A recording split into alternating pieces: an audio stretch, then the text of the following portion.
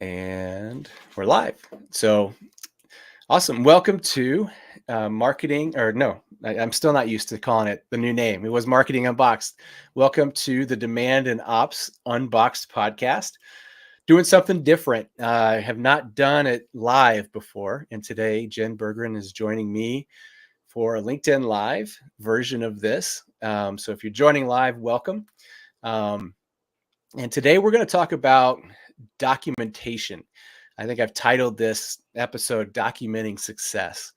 And I think that's probably a good title, because I think that's documentation is how you kind of get to you be successful, right? And so you want to just introduce yourself and let people know kind of who you are and what you do. Sure, and thanks for having me on the show, Travis. No pressure with our first LinkedIn Live here. You're the guinea pig, right? You're the test. My name is Jen Bergren, and I think the best title I have for myself right now is Operations Educator. I'm working for myself, creating educational resources that I wish I had when I was helping build a new company, such as courses about process documentation, to hopefully save you time and stress from all that trial and error and prevent you from needing to start anything from scratch like I did when I was looking for all these resources that didn't exist. Yeah. So tell me a little bit about that. So how did you get into documentation to where kind of became passionate about it? Yeah, so at Remotish, I joined as kind of employee number one and worked in a variety of roles, eventually head of operations. But through that whole process and all the different roles, documentation was a common theme because we had to make new roles and hand off our duties to new people and train them. And so we had a pretty robust knowledge base and task templates in our project management system. And it also, I just saw all the benefits of it, like the mental health benefits of like less stress, being able to take time off. We had a 30-hour work week program, for example, that would not have been possible if we didn't have documentation to cross-train people and fill in for other people. And what else? I started talking about documentation a lot in, I think, 2021, maybe 2022, beginning of 2022, after creating a onboarding program and after we doubled the size of the company. So we had a lot of new people come on board and just talk about how other companies didn't have documentation, how helpful it was for them. So I'm like, oh, I should talk about this. So I did some talking about it. I got interested in instructional design. So I took an instructional design certification and took a I think they call it an accelerator program for making cohort courses from maven.com. And I had to pick a theme, like, what is my course going to be about? And I'm like, well, I've been talking about documentation. I have all this content from like presentations and blogs. I think that might be a good thing to make a course about. I've never seen a course about documentation. Yeah. So that is how that came about. That was a lot of rambling, but hopefully it made sense in some way. Yeah. And I mean, having gone through that and being employee number one and having that vision to know that if we want to grow, documentation is going to be a huge part of that. How do you think growth would have gone had you not documented I think it your would have been processes? less growth and more like up and down and up and down and up and down. Every time like a person would leave, the knowledge would leave. So you'd have to start from scratch with a new person who had to figure it all out, trial and error all over again. So it would be less of like a growth like this, Yeah. just a lot of this, if that's the quick answer, I think. Yeah. And where else does documentation show up? I mean, onboarding is that's huge. I mean, I don't think you're going to grow like you want to grow if you can't get people onboarded and up to speed as quickly as possible. Where else? What other benefits are there from documentation? And are there other types of documentation? Yeah, so other benefits of documentation. I think we talked a little bit about mental health. I just snuck it in there, but it gives you less stress because you don't have to keep all the information in your brain, especially if you're at a small company and you're doing like 10 roles at once and there's only like a task you do once a month. You're not expected to remember all of that information. You can refer to the documentation. It allows you more brain space for creating new things or improving things instead of just remembering routine tasks, how to do it.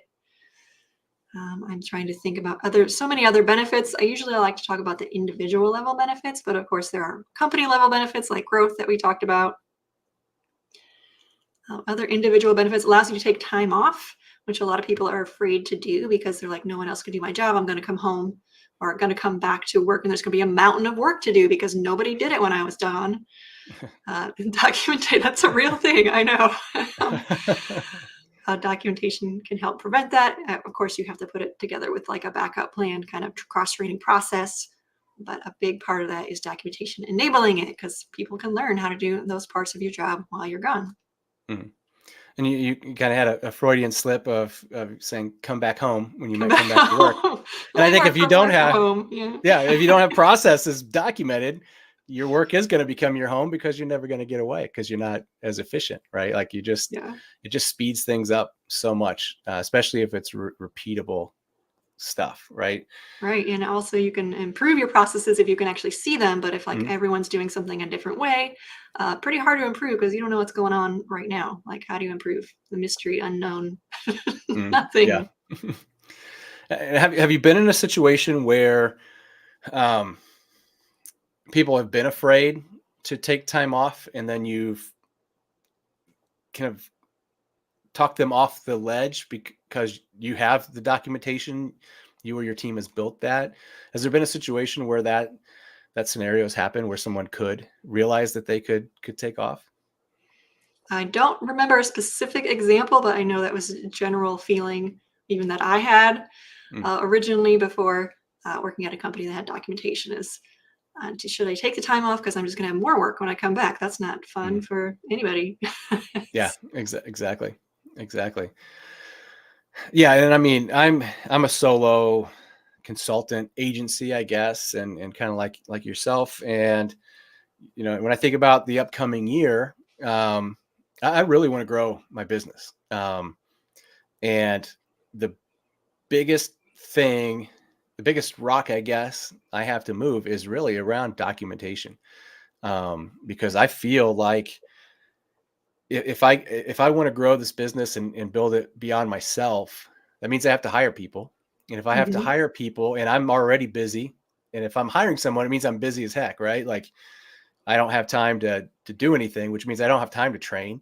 I don't have time to bring them on and, put them under my wing and say, here's how we do this, because we just don't have the time, right? And so I know that I need to have everything I do documented, especially the HubSpot onboardings, the implementations, like have that stuff laid out of almost like a recipe. Is that kind of how Yeah. you would think about documentation as a instruction manual or a recipe on okay, I'm leaving.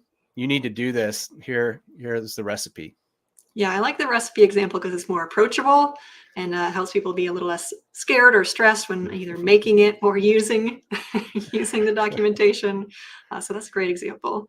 Unless someone has an aversion to cooking and it just stresses them out. Aversion to cooking. All the exact measurements. I used to be really like, I'd make sure that if it says quarter cup, I have a quarter cup and I'm shaking it and making sure it's flat. And now I'm just like heaping. I don't know. Sometimes I'll just pour it in. I won't even measure it. So um, I think you need to stick to the specifics in your business's documentation. Don't allow people just to dump the sugar in. But yeah, I think it does. When you start to do it over and over and you have it documented, at some point you really probably don't need the documentation for yourself, but then it's always there, right? You think it helps you learn things faster if you have it documented? If you have documentation, definitely helps you learn faster. There's less trial and error, Hmm. um, less guessing what might be going on. Yeah, exactly. And so if someone wanted to get started, like let's say they've grown their company, they have a handful of employees, and they kind of realize like I need to start this. How would you recommend they go about starting it? Where would they, because it seems like a very huge thing. You've got all of these processes. Where do you even start? So how do you advise people who are in that situation on how to even just get started? Yeah, so I know you didn't tee me up for this, but I do have a free resource about how to get started, how to prioritize your documentation. Some of the things you might want to think about is if your roadblock to starting documentation is overwhelm, or if you're like the business owner, you probably don't need to get leadership buy-in because you are the leadership. So that's probably not your roadblock. And there's a third roadblock. I think it is about worried that other people won't adopt it. Again, if you're the CEO, probably less of an issue because people might listen to you. Maybe, hopefully.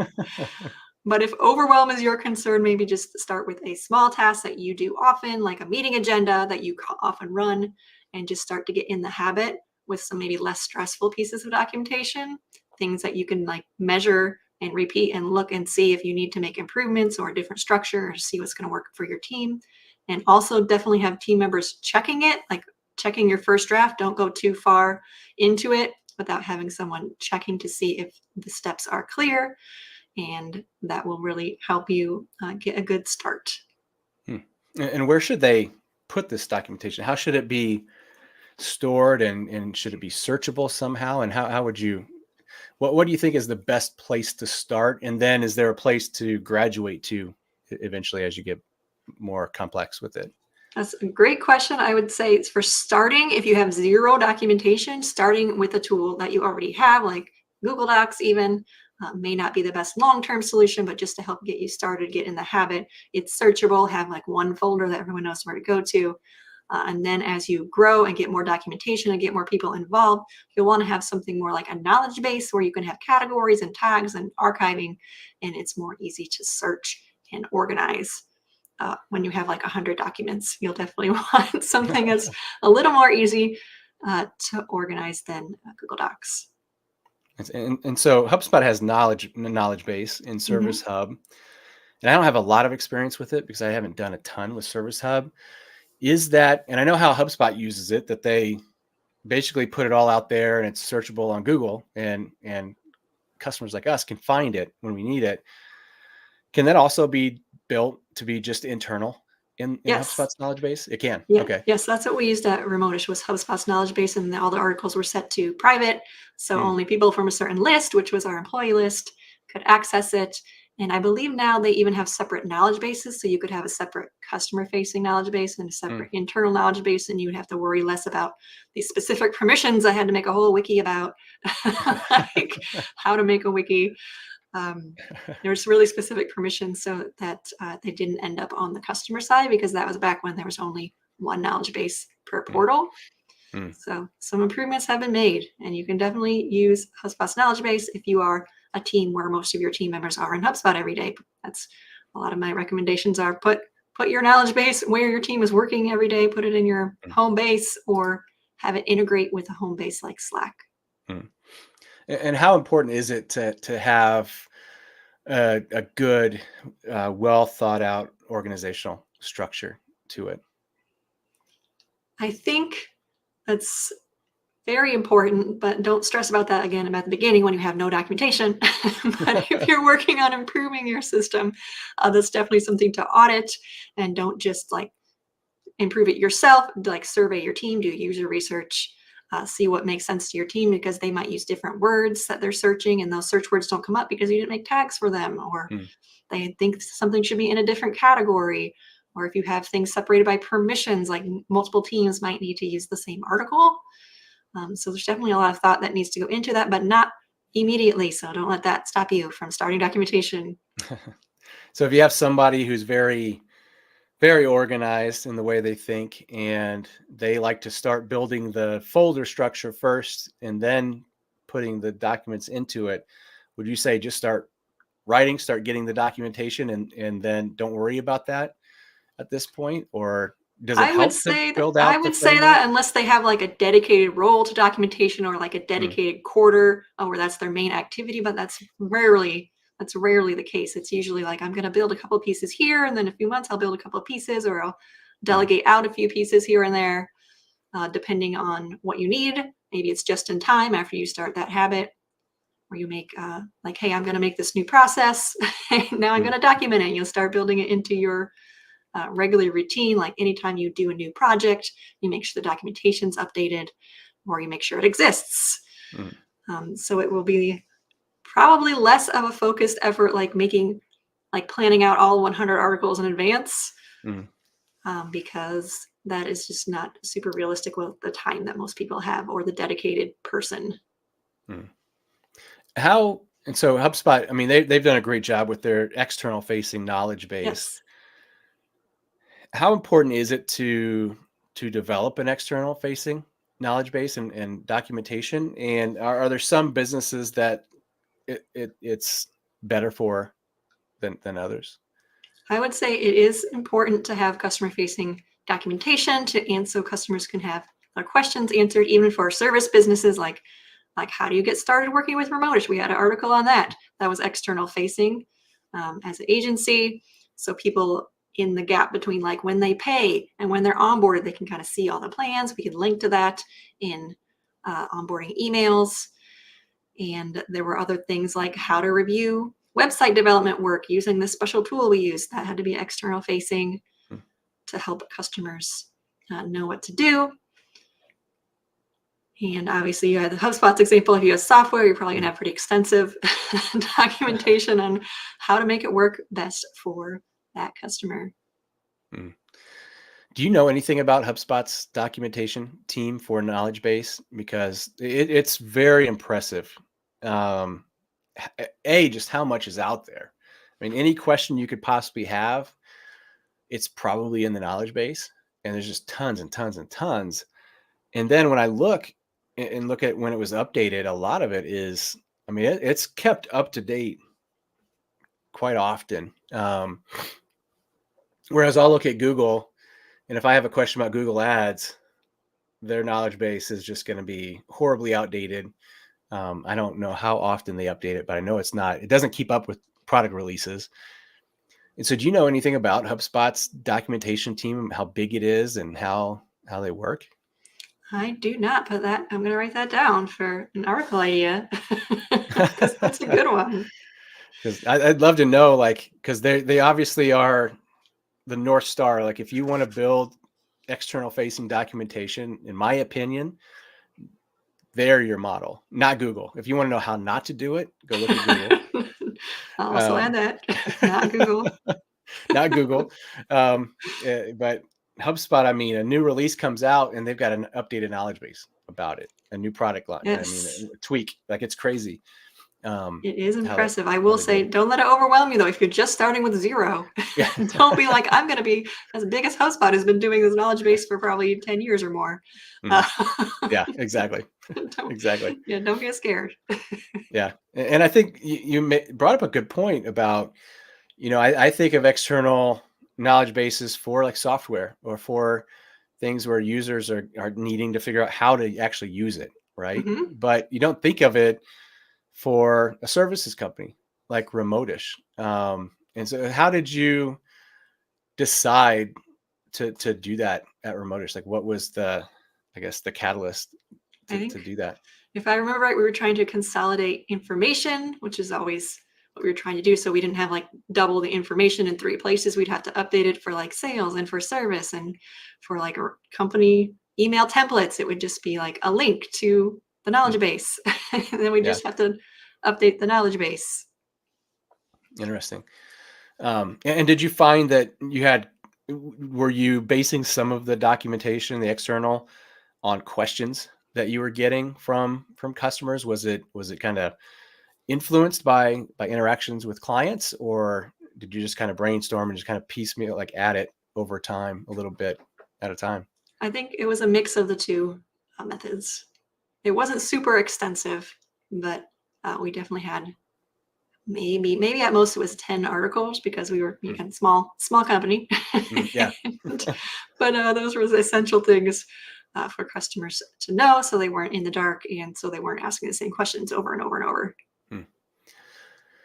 Um, do you have any like success stories or any companies you've worked with, including Remotish or any that you've worked with as a consultant, um, where like it's just a great story after you came in and put the documentation together, like there was a noticeable impact, like you could just see it, or it was a monetary impact? Any examples there? I actually don't do consulting work on this. I just have the Mm. classes that people can purchase.